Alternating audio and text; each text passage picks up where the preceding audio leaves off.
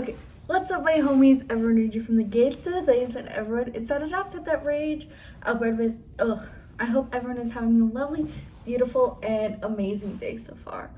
So I might sound a little bit and that's because some drama's going on, and I don't like drama. That's part of the reason why I haven't been posting very much recently. I haven't been getting too much free time because drama. I got a puppy and I sprained my ankle skating and had to go to the emergency room on the 4th of July.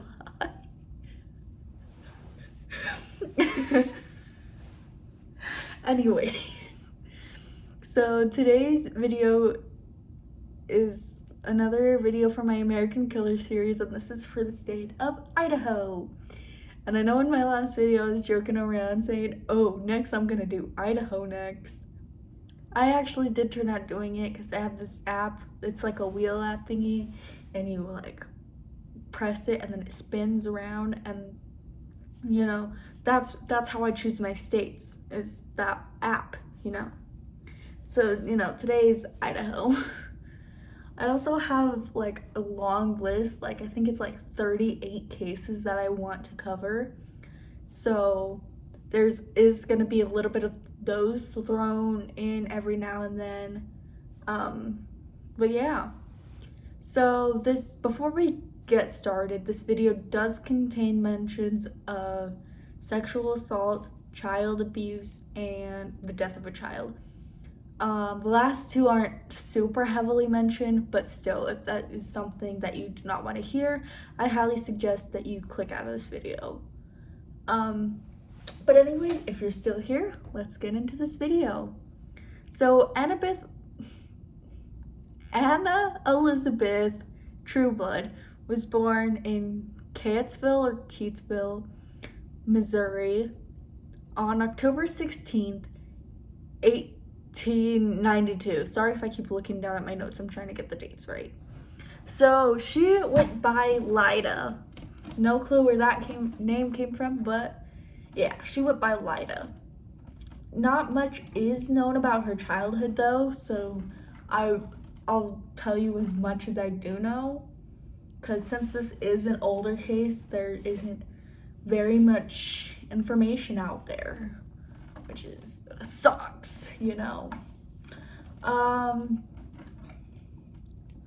So Lida had 6 siblings, and she was pretty popular in high school. Like so some people said that she was super pretty, but some people said like, oh yeah, she wasn't super pretty, but she wasn't ugly, you know.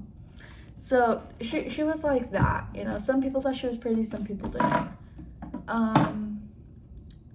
And she, whenever she was a teenager, her father, William Trueblood, moved their whole family to Idaho. Like they were like, oh, okay, yep, let's go to Idaho. Like he sold the farm and they left. And when Lida was like 19, I think, yeah, when she was 19, she married a man who she knew in Missouri too. They like moved to Idaho at like the same time. This dude's name was Robert C. Dooley. Robert and Lida, they ended up having a kid together, and they named her Lorraine. And Lorraine was born in 1914. The family lived with Lida's brother-in-law, and his name is Edward Dooley. And he would like help them out, you know. Yeah.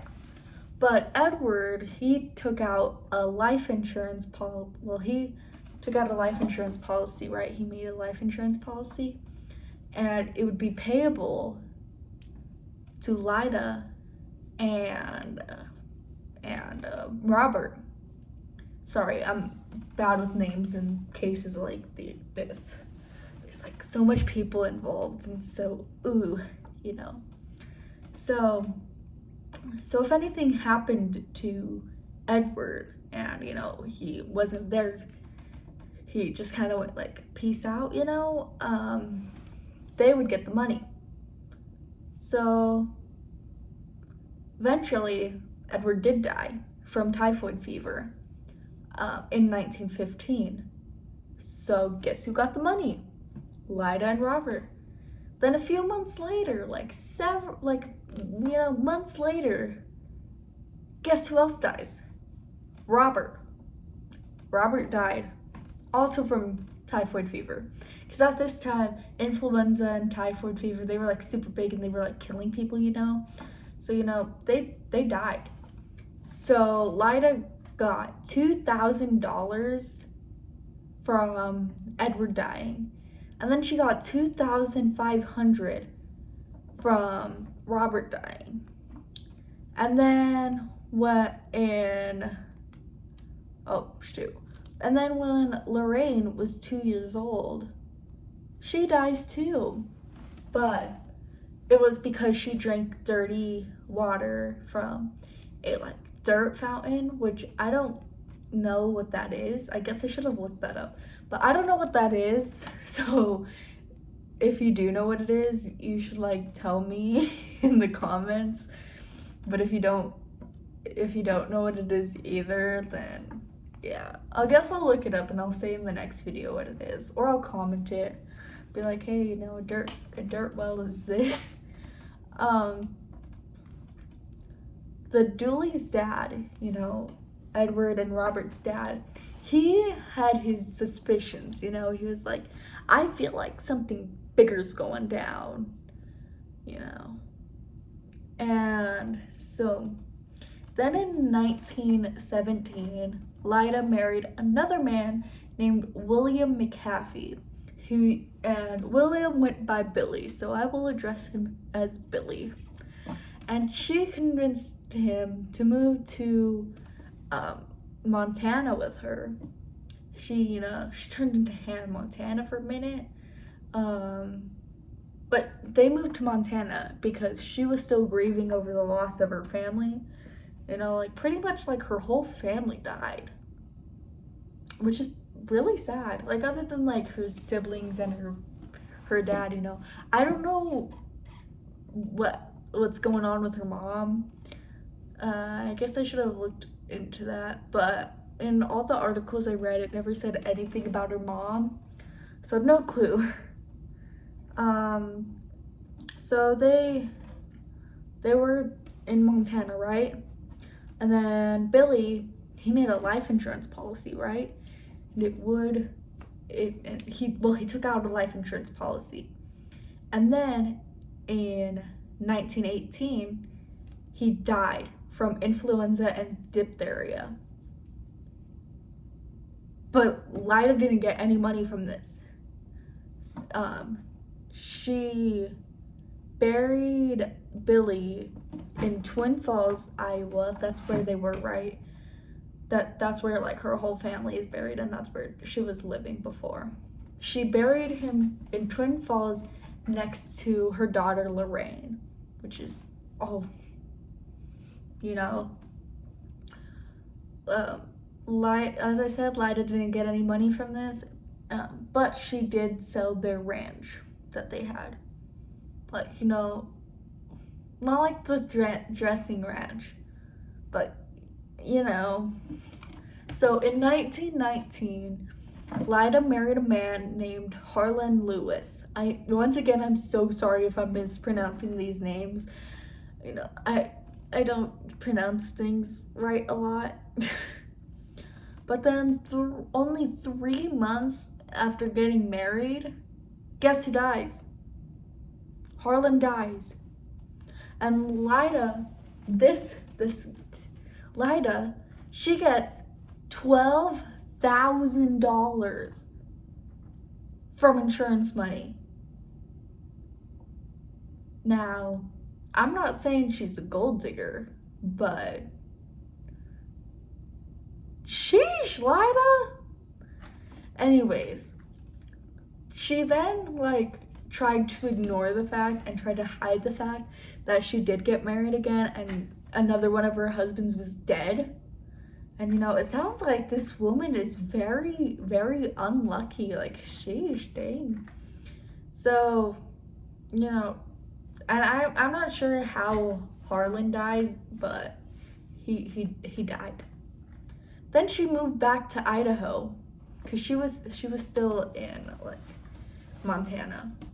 But actually, I don't know if it was Montana or Missouri. Sorry. I'm sorry. I'm like brain fart, you know. So Lyda checked into the Rogerson Hotel under the name Lyda McCaffey. Remember, that's the last name of her one of her previous husbands, Billy. That was Billy's last name. Because, you know, she was trying to hide the fact that Harlan died. So she was like, oh yeah, still McCaffey. And then she gets a job at the Grill Cafe on Main Avenue. And, you know, she was popping off there, you know, she was well liked. People were like, oh dang. And then eventually, like, she did get married again in 1920 to a man named Edward Meyer. Soon, people started getting sick, though, after they ate at the Grill Cafe. And this also included Edward. Edward, he, you know, he was getting sick. And so Lyda, she called the doctor, I almost said the cops. She called the doctor and she was like, hey, my husband is, like, really sick. I think it's ptomaine poisoning. She didn't say those exact words, but you get the point. And that is food poisoning. Ptomaine poisoning is food poisoning. So she was like, oh yeah, it's probably from, like, those canned foods, you know. Darn those canned foods. If people start quoting me on that. Anyways, Edward started recovering when he was in the hospital. You know, he was doing good, he was doing better. And then Lyda comes to visit. And then he gets sick again. And he dies. So, you know, Edward is dead. And so are all her other ex-husbands, plus her brother-in-law, plus her daughter. And now people are, like, starting to connect the dots a bit, and they're like, someone is the imposter. I bet you I know who the sussy baka is. So, you know, people were, like, getting their suspicions, and they were like, they started talking, you know, as people do. And they were like, how does a healthy man like Edward just suddenly die from food poisoning? People were not having it. They were like, no, something is going on. So, you know, eventually people were like, yeah, they're gonna dig up his grave and they're gonna do some tests because this is not right, you know. So Lyda eventually finds this out through her sister, because her sister was like, hey, people are saying that they're gonna dig up Edward's grave. And then, according to an article written back in the day, I think it was written by this dude named Alan Joff. I think I got the first name wrong. But yeah, it was Alan Joff. Once again, I might have pronounced it wrong, but she said, according to this article, quote, that's a good idea. Yes, let them cut them all up to pieces. No, hold up. Let me say that again. Quote, that's a good idea. Yes, let them cut him all to pieces if that's what they want to. Unquote. Lida, that just makes you look more of like a sussy baka. Sorry. My brother can probably hear me. He's probably like, what the heck is my sister doing? But anyways, then Lida fled to corn. She did not fly to corn. Lida fled to California. In California, quiz. Guess. What do you think she did in California? She married another man. This man was named Paul Southard. And Lida tried to convince him, hey, you should get a life insurance policy, you know. But since he was covered by the military, he refused. He was like, no. Meanwhile, in Idaho, a relative of her first husband and her brother-in-law, remember the Dooleys? Like a relative of theirs, he is a chemist, right? And I forgot his name. I think it's Earl. Yeah, Earl Dooley. He's a chemist, right? And he was testing Edward Meyer's body. Remember, that's the husband who people were getting their suspicions on. Like when he died, they were like suspecting that it was Lida. So in these tests, he found traces of arsenic. Which, if you don't know what arsenic is, it's a poison, right? And it can kill someone. So then they were like, oh shoot, this was a murder. So then they dig up the other graves to do testing on them. And most of the other bodies also had arsenic, except for Lorraine, which we will talk about in a bit. I really don't want to talk about it, but we will talk about it in a bit. So Paul was then stationed in Hawaii, and they were still like searching, you know, like finding clues, you know. And so they checked the old McAfee house. Remember, that's Billy's house, Billy's and Lida's old house. And in the basement, you know what they find? They find a bunch of ripped up flypaper. If you don't know what flypaper is, it's pretty much these like things you hang up, and they're sticky, right? And they catch flies on them, and the flies die on them, you know. So they find ripped up flypaper and like barrels full of water. We'll get to that in a minute. So they were like, oh shoot.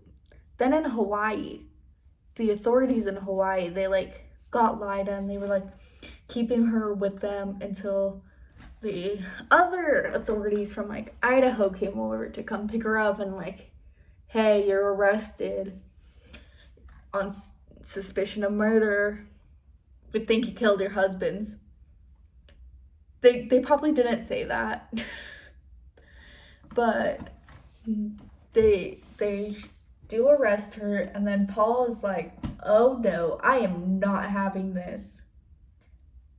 And so he gets a divorce. Yeah. Oh yeah, I don't know if I said this, but Paul was stationed in Hawaii. That's why they were in Hawaii for a bit. So he was like, no. Divorce.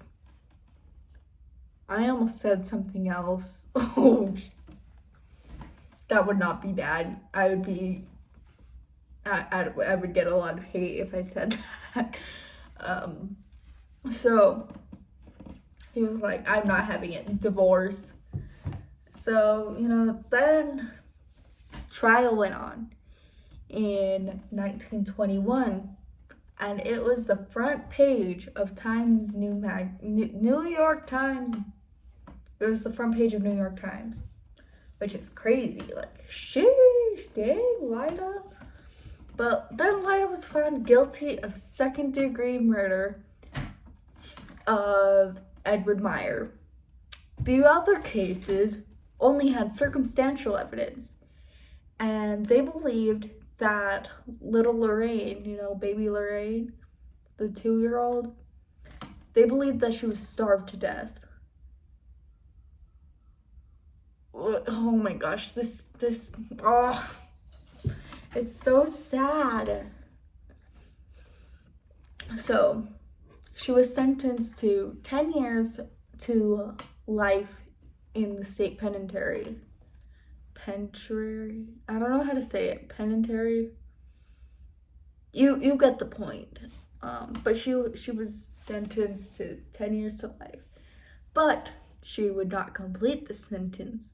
She didn't die or anything. No. Then, on May 4th, 1931, Lyda escaped with the help of a man who really liked Lyda. He had this big old crush on her, and he would give her love notes over the gate, His name is David Minton. And they drove all the way from Idaho to Colorado. They went to Colorado, And then they were like, okay, bye-bye, you do your thing, I'll do mine. They parted ways, right? So, Lyda knew that people were gonna recognize her and stuff.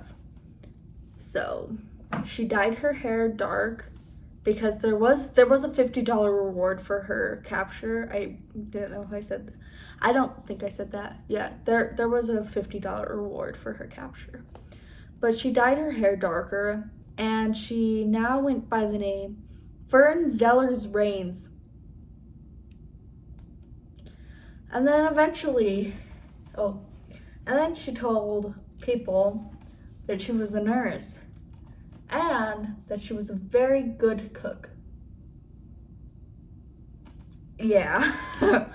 Then in Denver, Colorado, guess what she does? Guess. She gets married again. And this was to a man named Harry Whitlock. So yeah, they get married.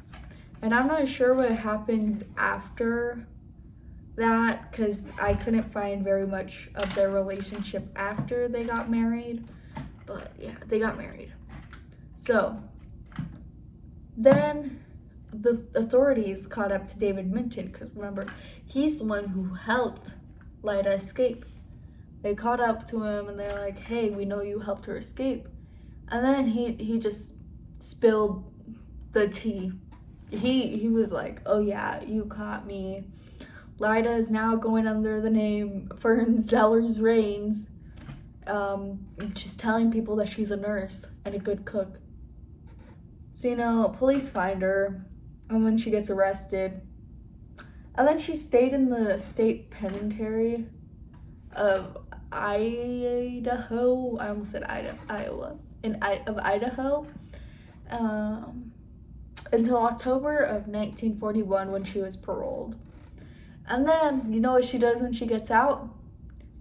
She marries another person. This man was named Halshaw. Halshaw then disappeared suddenly. There's no information on what happened to him. I don't know what happened to him, but I just know he disappeared. He vanished. Then in 1958, Lyda has a heart attack and died. And she said that she was innocent up until the day she died. But one thing that happens when you're around arsenic for a long time is you start going bald. And guess who was bald? Lyda, when she died. She was then buried in the Sunset Memorial Park in Twin Falls under the name Anna E. Shaw. Okay, so Now, back to the barrels and the flypaper.